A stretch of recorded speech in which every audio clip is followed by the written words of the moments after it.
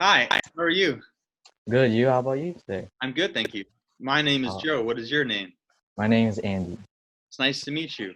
Yeah, I will be nice to your meet English teacher today. Are you you. excited for your lesson? Yeah, I'm very excited for this lesson Awesome. today. How's the weather where you are? Today is pretty cold, but it's not bad. What Cold? about you? Same here. Yeah, it snowed last night. Did it snow where you Uh, are? yeah, it did. A lot, really. Today we're going to learn a little bit about American history, about the terrorist incident 9/11. Do you know anything about this incident? I think I know a little bit. I just heard it a little, but A I little don't bit? know Okay, anything yeah. about it So yet. today we're going to read a story about it and we'll get you more informed, okay? Okay, that sounds good. At the southern end of Manhattan Island, the twin towers of the World Trade Center stood like proud guards over the city. Thousands of workers exited taxis, buses, and underground subways, making their way to the World Trade Center. Offices stacked 110 floors into the sky. High-speed elevators swiftly carried workers upward from the street level to their places of work. Then, as if out of nowhere, came the roar of a jet engine overhead. The skyscraper whirled. Canyons over the city were used to loud and unusual sounds, but never one like this. As pedestrians looked skyward, they saw a large passenger jet flying unusually low, headed directly toward the World Trade Center. That's very good, yeah. Thank So you. up here is a photo of the pedestrians across the street looking at Oh, the World Trade Center. nice. And the next page here. All right, America under attack. Curiosity soon changed to astonished horror and disbelief as American Airlines Flight 11, carrying 87 passengers and crew members, shot like an arrow into upper floors of North Tower 17 minutes later. A second jet carrying 60 passengers and crew members, United Airlines Flight 175, crashed into the South Tower. Each crash was immediately followed by an enormous explosion as the jets, filled with fuel, erupted into gigantic fireballs. Yeah, very good. So here you can see a picture of it. The Twin Towers, let's see. And the next page. Okay. Not long ago after, as Americans were getting news of the Twin Tower tragedy, reports came of another passenger jet crashing into the Pentagon, located across the Potomac River from Washington, D.C. The Pentagon, which houses the office of the United States military, immediately caught on fire. All 59 passengers and crew members aboard the plane were killed. Yeah, sounds like it was quite an extreme day. Yeah, horrible. And the next page. The United States was under attack. It was now clear that these planes had been hijacked and intentionally used as missiles to destroy American landmarks. No one knew yet how many planes had been hijacked. Perhaps others were still out there. All planes in the air that morning were directed to land, while international flights to the United States were routed to airports in Canada and Mexico. All air traffic other than military aircraft was grounded. The skies over the United States fell strangely silent. In fact, one other plane, United Airlines Flight 93, had been hijacked. Using cell phones, passengers aboard the plane learned from friends and relatives on the ground that three other hijacked planes had been flown into the Twin Towers and the Pentagon.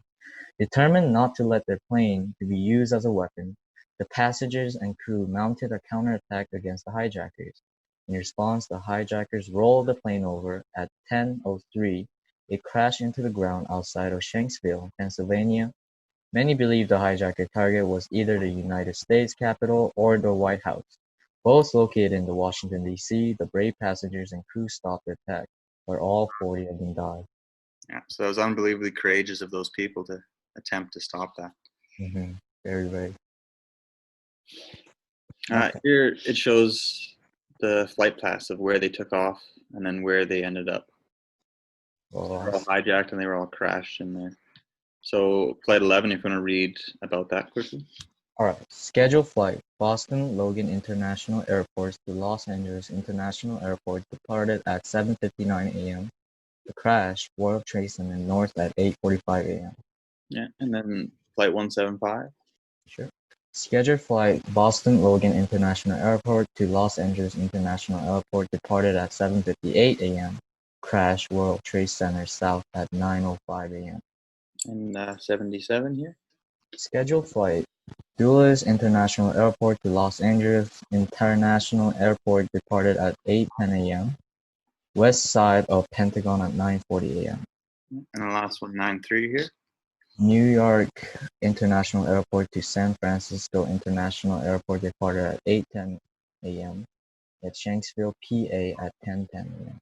Yeah, so this is the one that that the passengers overtook and they crashed it. Didn't hit Okay. the landmark. All right. So, President George W. Bush was visiting an elementary school in Florida when this first plane and then the second plane crashed into the Twin Towers. He was soon hustled off to his special plane, then escorted through the air by 6 fighter jets.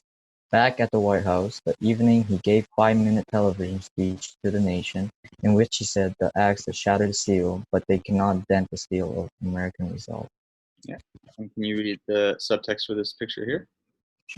FBI investigators searched the crater left by the crash of United Airlines Flight 93 near Shanksville, Pennsylvania. Yeah. And then the subtext for this picture.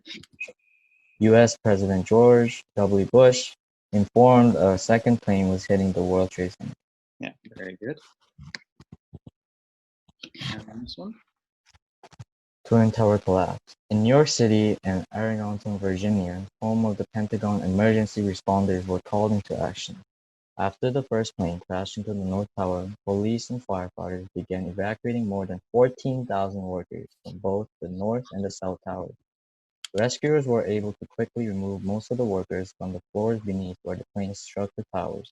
At 9:59, 56 minutes after the second plane smashed into the South Tower, one floor collapsed onto another, and the tower came crashing down. 29 minutes later, at 10:28, the North Tower collapsed. Yeah. And the subtext here. Each tower was 110 stories, and